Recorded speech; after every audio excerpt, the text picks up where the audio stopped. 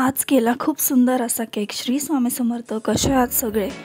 तर आज मला 2 ऑर्डर होत्या. एक होता पायनॅपल फ्लेवरचा जो हाफ केजीचा होता, जो मी आत्ता बनवते आहे, आणि एक होता चॉकलेट फ्लेवरचा, तो 1.5 केजीचा होता 2 टिअरमध्ये.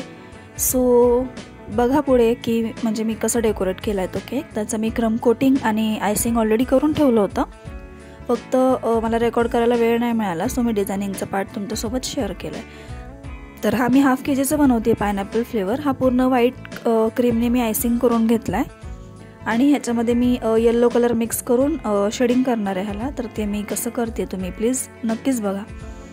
आणि तुम्ही अजून पण आपल्या चॅनलला सबस्क्राईब नसेल केलं तर प्लीज आपल्या चॅनलला नक्कीच सबस्क्राईब करा.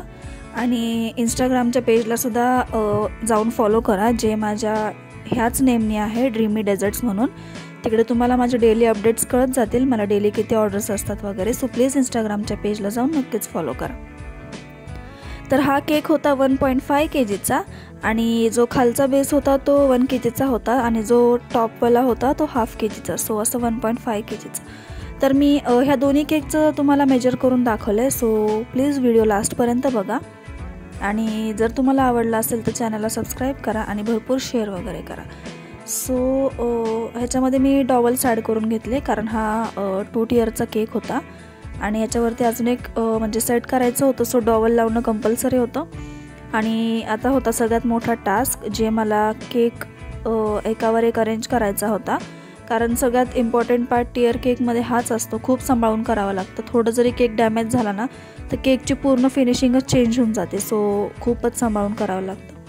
तरी पण थोडंसं डॅमेज झालाच, पण मी ते डिझायनिंगच्या पार्टमध्ये कवर करून घेतलं. तर तुमच्याकडून सुद्धा असं कधी काही झालं तर ते कवर कसं करायचं तुम्ही नक्कीच बघून घ्या. तुम्ही एक्स्ट्रा डिझाईनसुद्धा करू शकता, जेणेकरून केकला अजून पण सुंदर लुक येतो. तर मी एक मोठा डॉबल सेंटरला केकचा अरेंज करून घेतला, जेणेकरून केक स्टेबल राहील.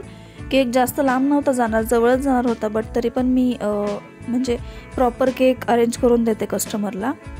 सो वरती थोडासा डॅमेज झाला होता, त्यामुळे मग मी बॉटमला पण आणि वरती जो दोघांच्यामध्ये गॅप आहे तिथंसुद्धा मी क्रीमने डिझाईन फिल करून घेतली आणि केकला किती सुंदर लुक आला हे तुम्ही बघू शकता.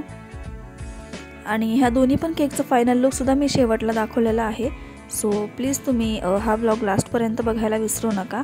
आणि तुम्ही माझ्या डिनर व्लॉगला भरपूर प्रेम दिलं, त्याबद्दल खरंच थँक्यू. आणि असेच अधूनमधून मी माझे व्लॉग्स म्हणजे ट्रॅव्हल व्लॉग्स किंवा मी कुठे बाहेर गेली आहे त्याचे व्लॉग्स मी अपलोड करत जाईल. आणि तुम्ही पण जर इंटरेस्टेड आहात हे सगळे व्लॉग्स बघण्यासाठी तर प्लीज आपल्या चॅनलला नक्कीच सबस्क्राईब करून ठेवा. तर ह्या केकची थीम होती फ्रोझनवाली. सो ह्या आधी पण मी हा केक केला आहे, बट कस्टमरला ह्याच्या आधी मी 1 केजीमध्ये केला आहे आणि हा कस्टमरला 1.5 केजीमध्ये हवा होता, कारण हा बेबी गर्लचा बर्थडे होता आणि तिचं नेम होता आराध्या. सो तिचं मी नेमिंग कशी अरेंज केली ते सुद्धा तुम्ही नक्कीच बघा. तर असे मी पेपर कटआउट्स काढून आणले होते आणि ते छान असे कट वगैरे केले. त्याला टूथपिकनी लावून वगैरे अरेंज केलं त्या डॉलला आणि नंतर बाकी सगळे स्टिकर्स मी आजूबाजूला अरेंज केले, जेणेकरून केक खूप सुंदर दिसत होता. थोडंसं विचार करून अरेंज करावं लागतं, कारण ते केकला लुक पण यायला पाहिजे. उगाच कुठेही ठेवून काय त्याचा उपयोग होत नाही. तर ह्या टूथपिकला मी असं नेम अरेंज केलं होतं, आराध्या म्हणून. तर तुम्ही लास्टला नक्कीच बघा की हे नेम मी कसं अरेंज केले. पहिले मी स्टिक्स अरेंज करून घेतल्या, नंतर ते थोडं खाली पुश केलं, कारण ते खूपच हायटेड दिसत होतं आणि फ्रीजमध्ये सुद्धा बसायला हवं. सो नंतर ते आपल्याला वरती घेता येतं.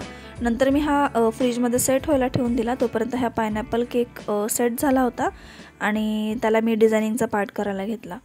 तर ह्याला मी एकदम सिम्पलवाली डिझाईन केली आहे. कस्टमरचं असं काहीच नव्हतं.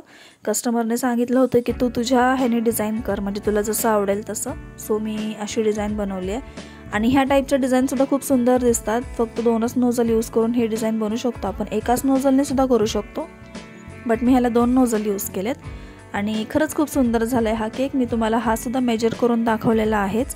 सो लास्टपर्यंत बघायला विसरू नका. तर छान मेसी वगैरे करून घेतलं, डिझायनिंगचा पार्ट करून घेतला आणि नंतर ठेवून दिलं फ्रीजमध्ये सेट व्हायला. आणि तोपर्यंत हा थोडासा सेट झाला, म्हणजे ऑलरेडी हा सेट झालाच होता, कारण खूप आधी बनवून ठेवला होता मी हा केक, कारण प्रॉपर सेट व्हायला हवा. तुम्ही बघू शकता केकला फिनिशिंग वगैरे किती सुंदर आली आहे आणि आत्ताच किती छान दिसतोय. तर थोडे मी स्प्रिंकलर्स ॲड केले ह्या केकमध्ये, जेणेकरून केकला अजूनसुद्धा सुंदर लुक येईल. स्प्रिंकलर्सनी फक्त केकला लुक येतो. थोडेसे मी असे थ्रो पण केले, जे स्प्रिंकलर असतात ते. जास्त करून मी जे व्हाईटवाले असतात ना ते यूज करते, कारण तेच खूप असे सिम्पल आणि सोबर दिसतात आणि त्याने केकसुद्धा खूप अट्रॅक्टिव्ह दिसतो. तर तुम्ही कलर कॉम्बिनेशन वगैरे सुद्धा बघू शकता केकचं की किती सुंदर झालं आहे. आणि अजून पण म्हणजे भरपूर जण असे आहेत ज्यांनी माझ्या इंस्टाग्राम पेजला फॉलो नाही केले. सो प्लीज आपल्या इंस्टाग्राम पेजला सुद्धा जाऊन फॉलो करा. आणि मी अजूनही बरेचसे नवीन केकसुद्धा शिकली आहे. सो त्याचेसुद्धा व्लॉग्स मी तुमच्यासोबत लवकरच म्हणजे अपलोड करेल. लवकरच तुमच्यासोबत मी ते शेअर करेल. म्हणजे हे मावा केक वगैरे ह्या टाईपमधले जे केक असतात, जे विदाऊट क्रीमवाले असतात. आणि बरेचसे कस्टमर असे असतात ज्यांना क्रीमवाले केक हे आवडत नाही. सो खास त्यांच्यासाठी मी हे केक शिकली आहे आणि त्याचासुद्धा व्लॉग मी तुमच्यासोबत लवकरच शेअर करणार आहे. सो तुम्हालाही ते व्लॉग बघायचे असतील तर आत्ताच आपल्या चॅनलला सबस्क्राईब करून ठेवा आणि तुमच्या फॅमिली फ्रेंड्स वगैरे सोबत तुम्ही शेअर करू शकता. जर तुम्ही अजून हे त्यांना म्हणजे शेअर नसेल केलं, किंवा तुम्हाला कोणता केक आवडतोय तुम्ही स्क्रीनशॉट वगैरे काढून ठेवू शकता, डाउनलोड करून ठेवू शकता व्हिडिओज. आणि ह्या दोघांमधला तुम्हाला कोणता केक सगळ्यात जास्त आवडला आहे ना, मला प्लीज कमेंट करून सांगा की सगळ्यात बेस्ट केक कोणता झाला आहे. मला माहिती आहे तुम्हाला कोणता आवडणार आहे, बट तरी पण मी तुम्हाला विचारते. म्हणजे सगळ्यांची चॉईस सेम नसते, सो सगळ्यांच्या डिफरंट चॉईस असतात. सो तुम्ही नक्कीच मला कमेंट करून सांगा की दोघांमधलं तुम्हाला सगळ्यात जास्त कोणता केक आवडला आहे.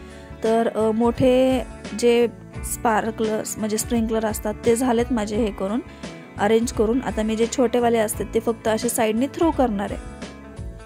थ्रो केल्यावरच ते छान दिसतात. आपण हे एवढे छोटे असतात ना हे की हे आपण असं ठेवू नाही शकत, ब्रशने पण नाही आणि कशानेच नाही.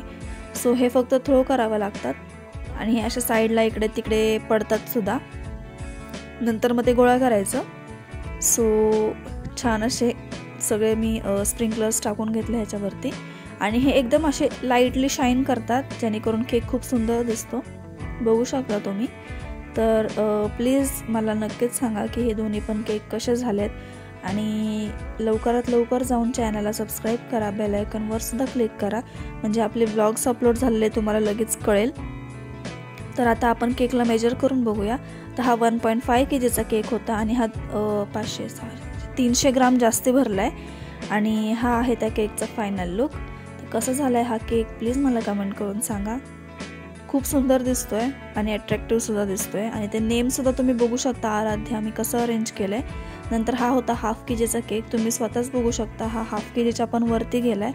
सो हा असतो होम बेकरकडनं केक घेण्याचा फायदा. तर कसं वाटलं नक्कीच सांगा. थँक्यू. Bye bye.